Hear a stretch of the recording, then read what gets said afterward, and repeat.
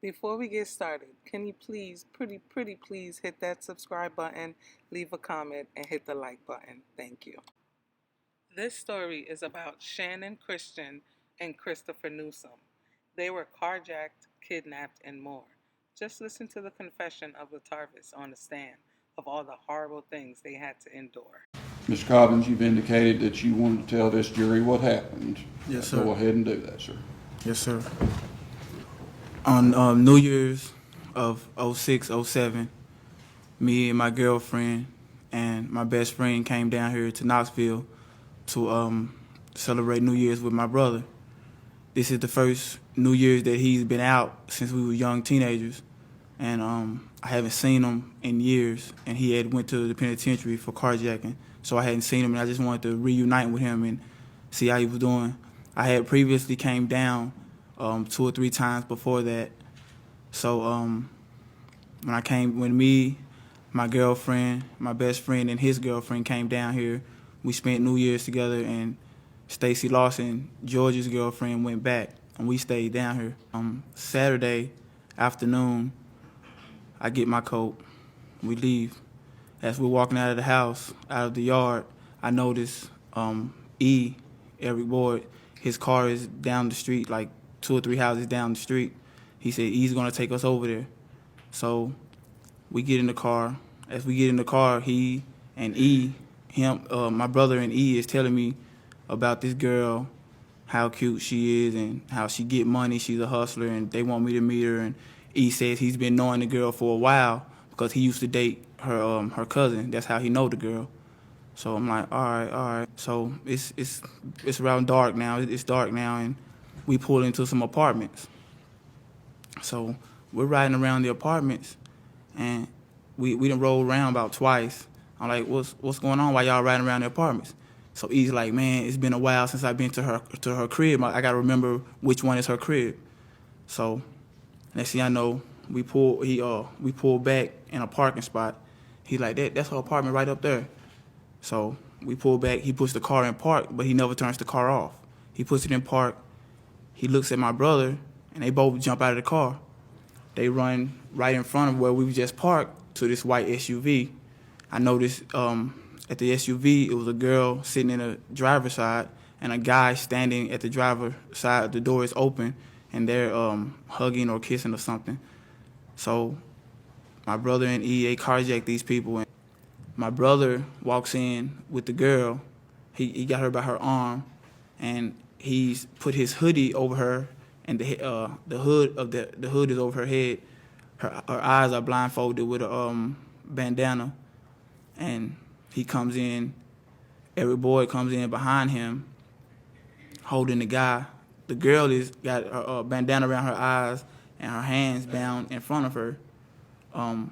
E comes in with the guy, holding his arm. I noticed the guy has a bandana around his eyes, and his hands are tied behind him. So I look at George, I look back at them, and I nodded at George like go ahead and start getting your stuff. So my brother looked at me. Then he looks at Eric like, yeah, go ahead and do that. I said, man, y'all tripping, man. What is y'all doing? Y'all tripping.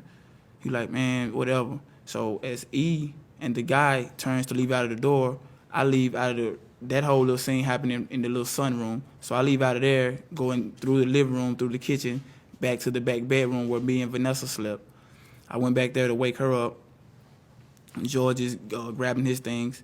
I wake her up. Man, Vanessa, wake up. Get your stuff, get your clothes on. We gotta leave. We gotta get up out of here. She was like, baby, what's wrong? What's going on? I said, don't worry about that. Just grab some of your stuff. We gotta get up out of here. You know what I'm saying? My brother and them, they tripping. They just done some shit, man. Just get your stuff together. And don't let my brother know what you're doing. We gotta get up out of here. So as I'm telling her this, my brother calls me to the living room. As I come in the living room, I notice the girl. I come through the door of the living room. I notice the girl is sitting here against the wall with the hood is off of her now. I noticed the blindfold is pulled down. It's hanging around her neck. The living room was dark. The light was off. The only light in the living room was the TV from the DVD, the blue light shining from the TV. So I couldn't really tell if her hands were still bound, but to me, I think they were. I think her hands were still bound. So I go into the living room. What's up? What's going on, man? What's good? He was like, man, go get me some water out of the kitchen. So I go get the water. I bring it back to him. I said, man, y'all tripping, man. Y'all tripping. He like, man, nah, don't even worry about it. Don't worry. I said, man, y'all, come here. I got to talk to you, man. You tripping. He was like, all right, hold on. So he gives the girl the water. She drinks it. Give him the cup back. He gives me the cup. He said, hold on, just hold on. I go back into the kitchen, put the cup in the sink, just standing there like, man, I don't know what's going on. They tripping. So as I'm standing there, I'm starting to feel the effects of that wet blunt, because I never did that. So I'm starting to feel real ill, real sick. So then he comes into the kitchen. He's like, yeah, what's up? I said, man, y'all tripping, man. Man, what is you doing, man? Do you even know what you doing, man? You tripping. He like, nah, I got this, man. Don't worry about it. I got this. So then my brother screamed, hey, Ron, what y'all back there doing? Man, y'all making me paranoid. Matter of fact, everybody come in the living room. I look around at them. I said, man, come on, y'all. So we go in the living room. My brother comes out in the living room. What y'all back there doing? Y'all too quiet. You know, I get paranoid when it gets too quiet. What's going on? I said, man, we be asking you what's going on. You the one tripping. You the one carjacked these people. Nah, man, I told you I got this, man. Why you still tripping, man? I said, man, you tripping, man. You got all us involved in this, man. You tripping. Man, look, man. I said, you know what? We finna go. We ain't got nothing to do with this. We finna go. You do what you do. We ain't gonna tell on you, man. You gonna end up getting caught yourself. So we finna go. Nah, ain't nobody going nowhere. What you mean ain't nobody going nowhere? We finna go, dude. You ain't talking about nothing. We finna go. Nah. He put his gun out of his pocket. He didn't point it at nobody, but he just pulls it out. I'm like, dang, bro, you gonna kill me now? You pulling your gun on me? You gonna kill me now? I'm your bro. You gonna kill me? Nah, I ain't gonna kill you. But I'll shoot your ass, but I ain't gonna kill you. George, you know I don't like you anyway. I'll shoot you. And Vanessa, don't make me shoot your little pretty butt. So I'm like, man, y'all sit down, man. Y'all sit down. So he told us we couldn't go nowhere or whatever. I said, man, look, we just finna go. He like, wait, you ain't got nowhere to go. You don't know nobody. I said, man, we can walk to Vince's house. We can go to Vince's house. So, oh, you want to go to Vince's house, huh? All right. I'll take you to Vince. Just hold on. I'll take you over to Vince. Nah, you don't need to take us nowhere, bro. You tripping. You gone off that wet blunt, man. You tripping. Man, look, I'm going to take you to Vince's crib. Just chill out. I'm going to take you to Vince's crib. Just hold on. I said, man, I ain't got no choice. You done pull your gun out, say you gonna shoot people. I ain't got no choice but to sit down. He said, you damn right. So I sit down. He goes back in his room. He gets on the phone. He's walking back and forth from his bedroom through the living room to the kitchen, back and forth to his bedroom. Me, Giovanni, we're sitting in the two chairs by the kitchen door. Vanessa, she's sitting on the floor crying, saying she don't understand what's going on, sitting on the floor crying. I said, baby, it's gonna be all right. Stop crying, it's gonna be all right.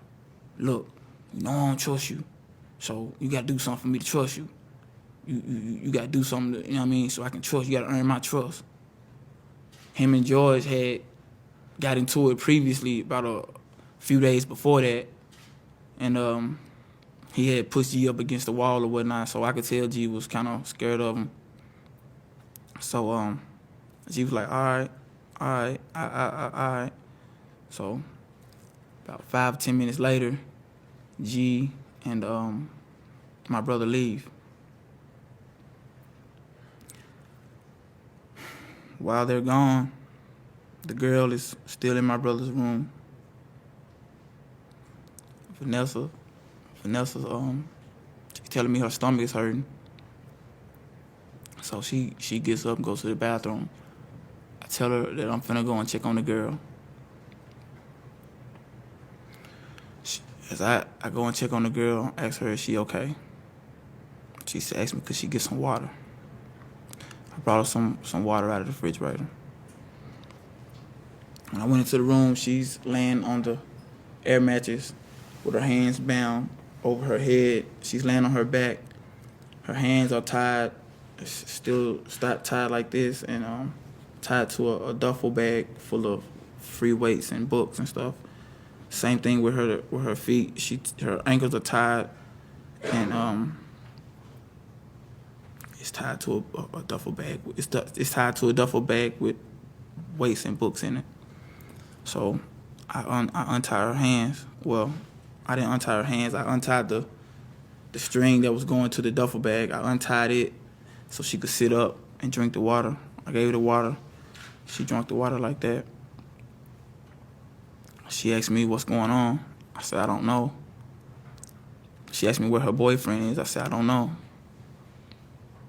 She asked me could she smoke a cigarette. Her cigarettes and her purse was sitting on the bookshelf behind me. I could see a pack of red and white Marlboros on the book stand. I said, I don't see why not. I took a cigarette out, lit it for her, and gave it to her. She asked me, why were we doing this? I told her, it's not me. It's not me. It's not me. I don't have anything to do with this. Matter of fact, we're being held here against our will just like you are. The only difference is that you're tied up and we're not. So she started asking me, would I convince him to let her go? I said, I'll try. She said, just please. She said, please, can you just convince him to let me go? I said, I'll try. And she said, I'll do anything. Just please, just let me go. And she even offered oral sex. So, and I had her give me oral sex. She gave me oral sex.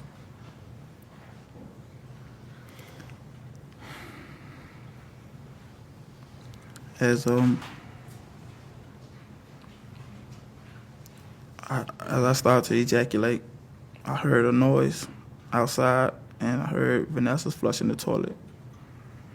So I got spooked. I jumped up, fixed my clothes. As I ejaculated, it got on her shirt and some on her pants.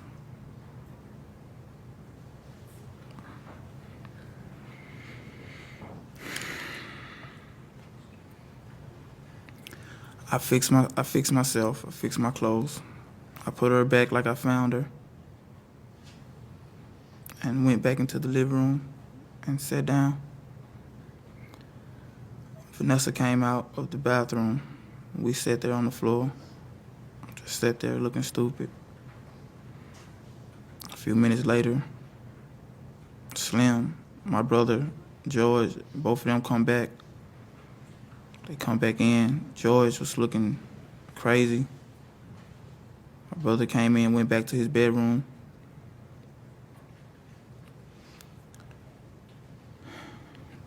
George came in, went to the back, then sat back at the kitchen table. We sat back at the table. All three of us, me, George, and Vanessa, sat back at the table. About 15 to 30 minutes later, my brother came and got George, and they left again. This time, me and Vanessa just sat there in the living room. Just sat there looking stupid. So my brother and them, they come back, spend about an hour and a half to 2 hours. The first time they left, they was only gone for like 45 minutes to an hour. This time they came back, it had been an hour and a half to 2 hours. When they come back, they both had on dark clothes, so you can't really tell what it is, but you can see a dark stain on George's clothes and dark stains on my brother's clothes. George went to the back and changed clothes, and my brother changed clothes as well. when he came back, he didn't have the guy with him. So I didn't know where the guy was. I didn't know what had happened to him. When we was younger, my brother would always tell me stories about how him and his friend carjacked somebody or whatever and took them to the ATM and made them withdraw money and left them tied up somewhere, but he never did nothing to them. So my assumption was they got the guy tied up somewhere, but I didn't think they did anything to him. So Eric leaves the house. We all just sit there looking stupid. My brother goes back into his room. My brother keeps the back door. It got a deadbolt lock that you can only open with a key. He keeps that lock at all times. And the windows, he got nails in the windows where you can open it, but it'll only open like that far. That's the end of Saturday night, going into Sunday morning. Time goes past. Sunday night, my brother's girlfriend, Daphne, comes over. He's called on the phone and told her to come and get her things. So she comes over. I had forgot that she came over because I didn't really look up at her. I didn't speak to her or nothing like that. So I forgot she even came over. So they get into an argument. She leave. My brother gave some things to Vanessa and said that it was Daphne's stuff.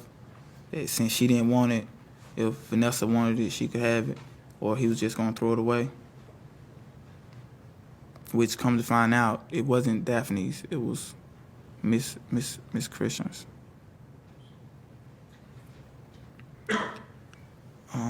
Sunday night, he brings the girl out of his room, and I noticed that she didn't have any clothes on from the waist down, no shoes on, no socks. He takes her into the kitchen. As he has her in the kitchen, me and Vanessa and George, he make all of us come in the kitchen in the back utility room, make us stand there for a minute. So as we're all standing there, he puts his arm around the girl's neck, tries to kill her, tries to choke her. He lets her go and she falls. She falls to the floor.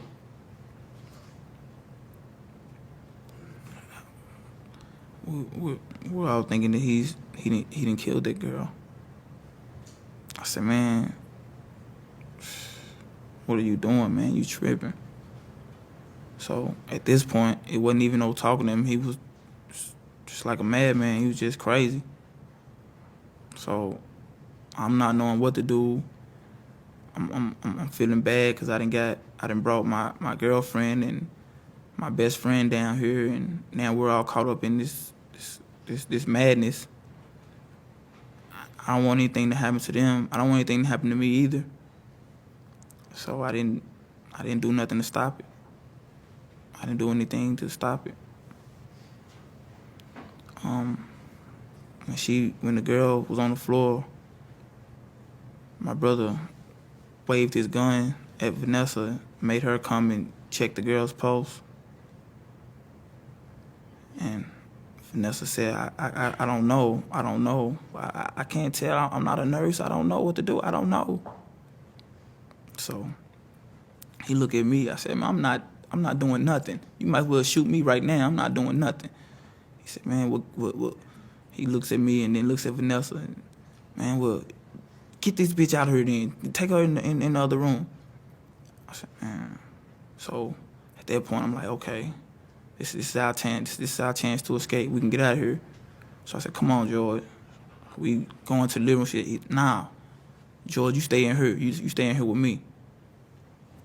I said, man. So we went in the living room and sat there. Vanessa's crying. I'm holding her, telling her to stop crying. My brother ties the girl up in a fetal position. Put her in the garbage can. Made all of us go in the back room. He got back on the phone. So that was early Monday morning. So it was Sunday night, Monday morning, the mid hours.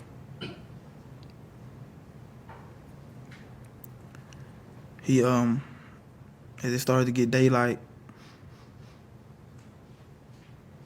I say around,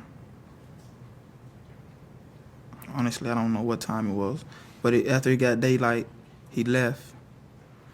Then when he did leave and the three of us were there, I said, come on y'all, let's go. We got up out of there. We walked all the way to Vince's house. It took a few hours, but we walked down there to Vince's house. I told Vince what happened. I said, man, my brother's tripping. Man, he didn't carjacked and killed some people, man. He's really tripping.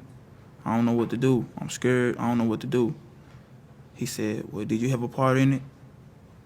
Me being scared, not. I said, man, I ain't had nothing to do with it. He said, you had nothing to do with it? I said, nah.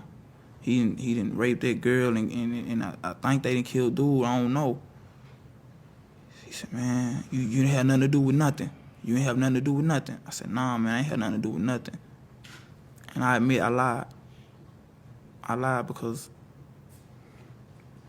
that girl, I did have the girl give me oral sex. And so he said, man, all right, I'm gonna get y'all out of here. So we went and stayed at a girl that used to buy crack from him. We stayed at her house. And then the next day, he got us a ride back to Kentucky.